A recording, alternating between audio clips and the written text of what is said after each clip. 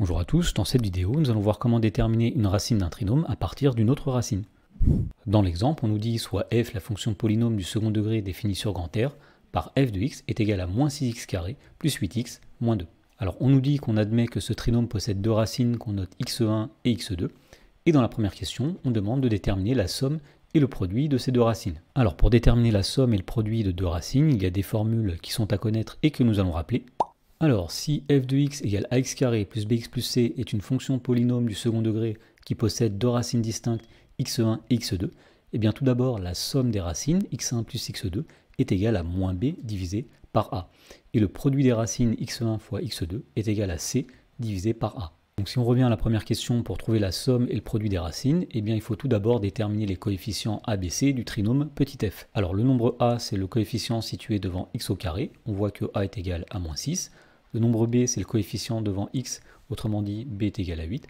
Et enfin, le nombre c, c'est la constante. Ici, c est égal à moins 2. Et donc maintenant, pour déterminer la somme des racines, c'est-à-dire x1 plus x2, eh bien, il suffit d'appliquer la formule qui dit que la somme, c'est moins b divisé par a. Autrement dit, ici, nous allons faire moins 8 divisé par moins 6.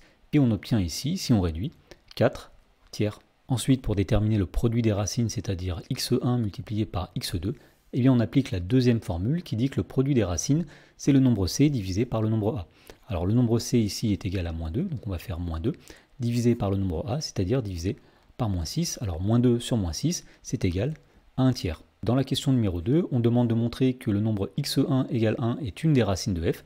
Donc pour faire cela, il suffit tout simplement de calculer l'image de 1 par la fonction f et de montrer que le résultat est égal à 0. Alors lorsqu'on calcule l'image de 1, c'est-à-dire f de 1, eh bien, il suffit tout simplement de remplacer les x par 1 dans l'expression de f de x. Autrement dit, ici, on va faire 6 multiplié par 1 au carré, plus 8 fois 1, moins 2.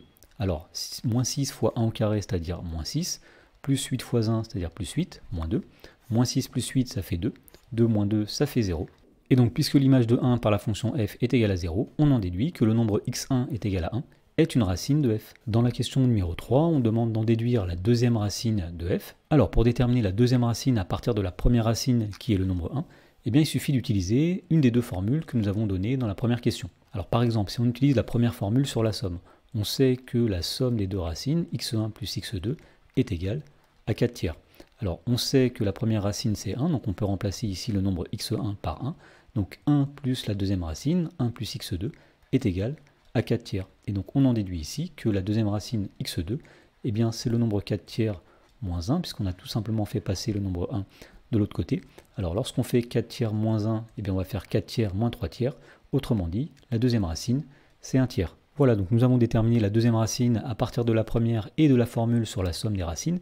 Mais nous allons voir que nous aurions pu aussi utiliser la deuxième formule sur le produit des racines. Et en effet, nous avions dit que x1 multiplié par x2 est égal à 1 tiers. Et donc si on avait remplacé la première racine ici par 1, puisqu'on avait dit que 1 était une racine de f, eh bien on aurait que 1 multiplié par la deuxième racine, 1 fois x2, est égal à 1 tiers. Autrement dit, puisque 1 fois x2 c'est tout simplement x2, eh bien on aurait trouvé directement que la deuxième racine c'est 1 tiers.